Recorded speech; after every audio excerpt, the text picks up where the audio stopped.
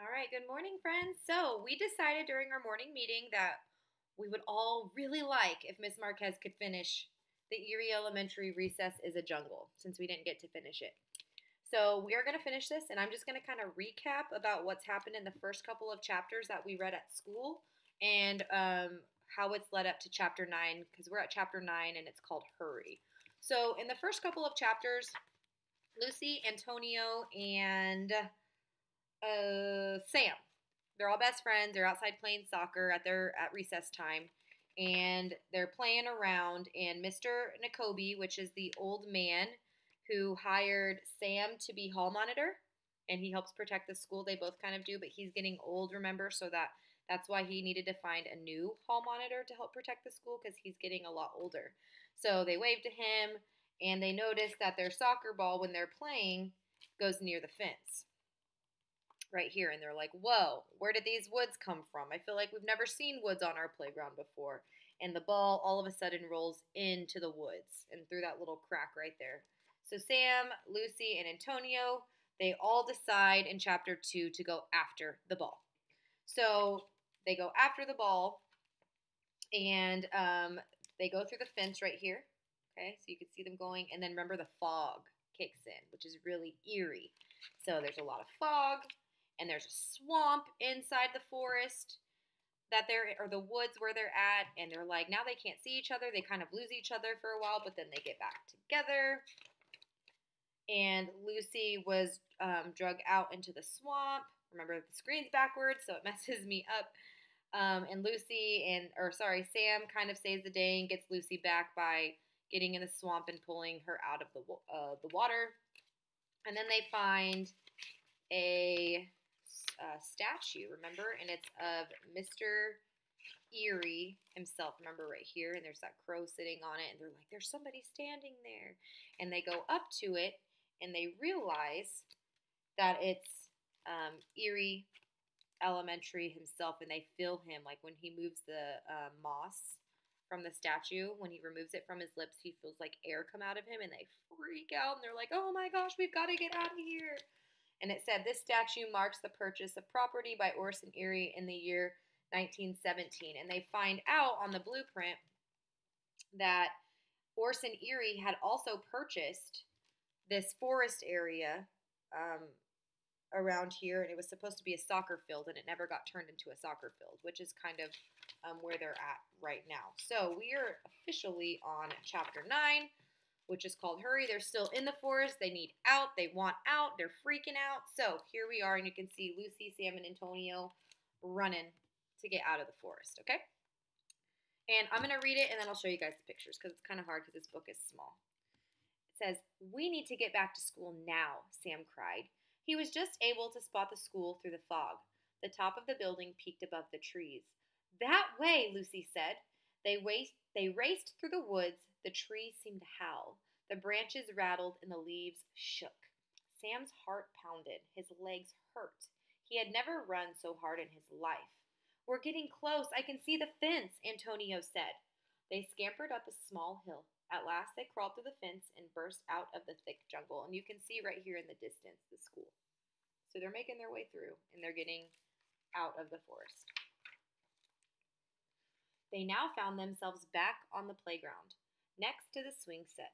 Up ahead were the slides, then the monkey bars, and just beyond that, the school. Fog surrounded it. Sam caught his breath. He thought, this afternoon was crazy, scary, but now we're safe.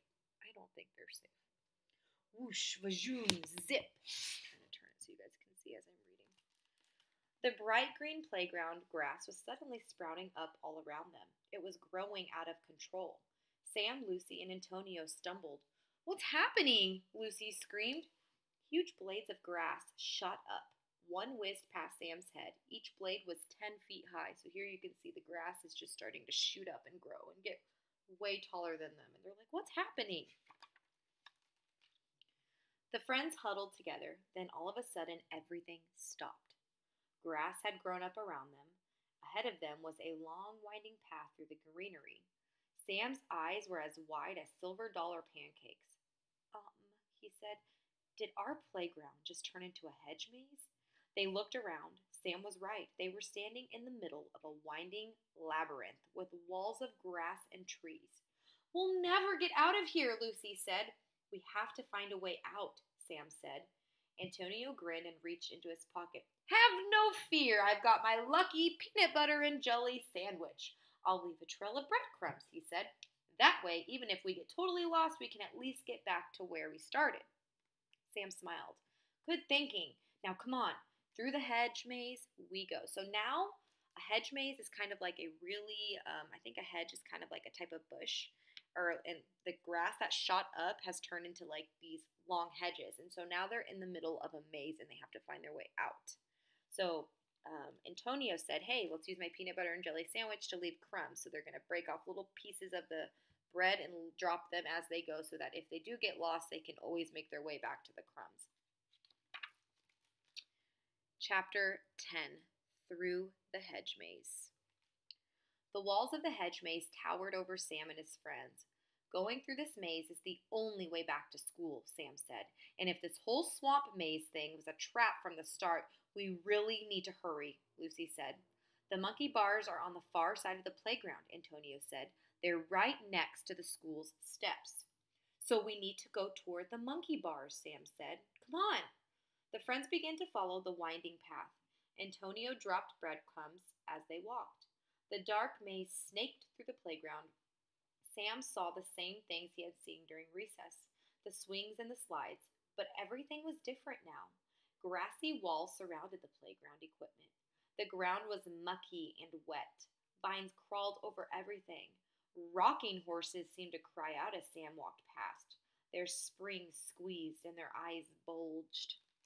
So they're normal rocking horses that are on their playground equipment are kind of bouncing by themselves, and their eyes look extra big and creepy now. So everything's just kind of really creepy now. It's almost like they've gone into a different dimension of their school. It's their school, but it's like a different type of dimension. It's super weird. A merry-go-round covered in vines spun on its own. It creaked and howled with each turn. Finally, Sam spotted the monkey bars. "We're almost to the steps, but getting there won't be easy," Lucy said. Lucy was right. There was now a swamp below the monkey bars. It covered the entire path. There was no way around it. So that merry-go-round is spinning by itself. It looks very, it's like covered in that mossy swamp stuff. And the monkey bars right here are now, there's a swamp below it, so they can't just walk through it because the swamp is filled with like mucky water. "Maybe we can swim across the swamp," Antonio asked. "The last swamp almost ate me," Lucy said. "But maybe this one is different," Antonio said. "Lucy," Sam said, "do you have anything in your backpack you don't need?" Lucy opened up her backpack. She dug past her school books and her sunglasses and pulled out her neon yellow pencil case. Sam took the case. "Let's see how the swamp reacts if we throw this in." So before they even get into the water, Sam's like, "Let's see if this swamp is alive." So they get out this yellow pencil case. They're going to throw it in there to see if the water does anything strange when they throw something in it. Because if they're going to swim in it, they don't want the swamp to attack them. So this is really smart on Sam's part. He tossed the pencil case into the swamp. It splashed onto the muddy water and floated on top. So nothing yet. Suddenly, a long, winding branch burst through the muddy surface. The branch grabbed the case and dragged it below. Sam, Lucy, and Antonio all gulped. "Nope," Lucy said. "This swamp's not any different." "Then there's only one way across," Sam said, stepping up. He reached out and grabbed hold of a bar. It was covered in vines and moss. Sam took a deep breath. "I'll go first," he said. Then he began to climb. So now he's saying, we can't swim through it. It's alive. It will attack us. So now they're just going to have to take the monkey bars and climb across. And that's hard if you can't do the monkey bars yet. I don't think I would survive because I can only get halfway through the monkey bars. Chapter 11, Monkeying Around. Sam was out to the third bar when he looked down.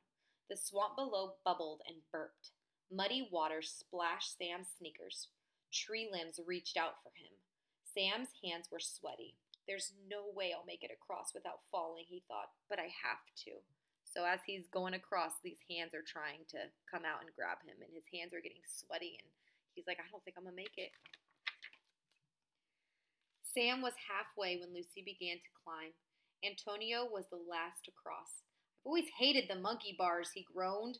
As Sam got close to the end, the monkey bars began to shake. The metal creaked and moaned.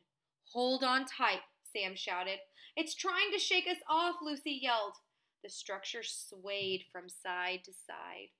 Sam swung for the next bar. There was only one to go until the end. Just then, Lucy shrieked. So she goes, The monkey bar shot up into the air. The three friends held on tight. Sam gasped. We're 20 feet up in the air, he thought. Slippery vines had crawled up the monkey bars. One long vine wrapped itself around Sam's hand. His fingers were being lifted from the bar. I can't hold on much longer, he yelled. The vine plucked Sam's pinky finger, and he lost his grip. He was plummeting down toward the monstrous swamp. At the last second, Sam grabbed onto Lucy's jeans. He clutched the fabric as tight as he could. So now the monkey bars, as they reached the end, they shot straight up into the air, and they're holding on for dear life. Sklurp! The swamp water bubbled up. The monkey bar set began sinking back down. Sam's stomach did a flip as everything dropped. The swamp was about to swallow the monkey bars. Lucy gritted her teeth. She's like, only one bar left. Using all her might, she reached out and grabbed it. Sam was able to scramble onto the bottom rung. Together, he and Lucy narrowly escaped, but Antonio was still making his way across. So here's Lucy and Sam, and they're kind of towards the end, but Antonio's not quite there yet. The metal bars dipped in the middle. Antonio's feet hung closer to the swamp. Mud splashed his legs. Faster, Antonio, Sam called. I'm trying, Antonio cried out. I don't want to be swamp food. He quickly swung from bar to bar. The metal howled as he dove off the monkey bars. He crashed to the ground beside his friend. The three friends looked back just in time to see the swamp swallow the entire monkey bar set. Sam raced ahead. We're so close, he thought. His heart was pounding. He expected to run straight through this last bit of maze and see the rear steps of the school. He expected to make it back in time to stop Orson Eerie from attacking the students.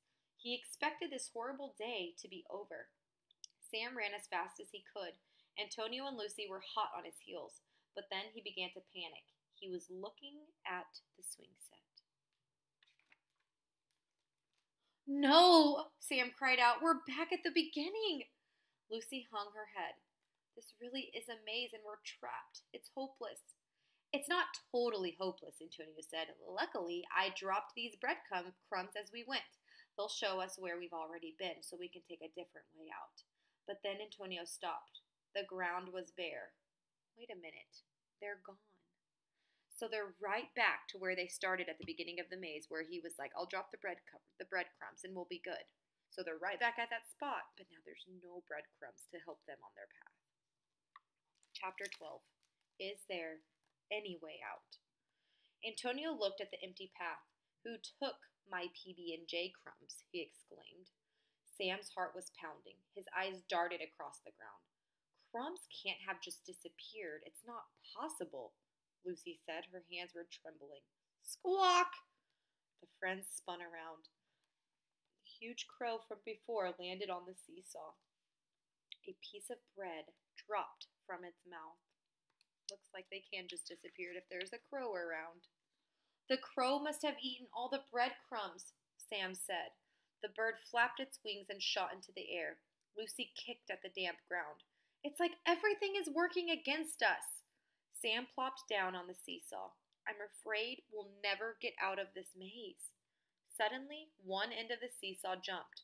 Whoa! Sam shrieked. The seesaw jumped again. It was alive too. Sam tumbled off. Sam sat up. He was covered in mud, but he was smiling. That's it, he said. I know exactly how to find our way out of here. You do? Antonio asked. I think so, Sam said. Can you guys pin down this seesaw? Wrestle a monstrous seesaw? Antonio said, rolling up his sleeves. Bring it on. Lucy and Antonio jumped on the seesaw, pinning one side to the ground. The seesaw jerked and jumped. Hurry, Sam, Antonio said. We can't hold this thing down forever. Sam quickly climbed up and stood on the other end of the rusty seesaw. It quaked. Sam was barely able to grip the cold metal handle. It was like he was surfing.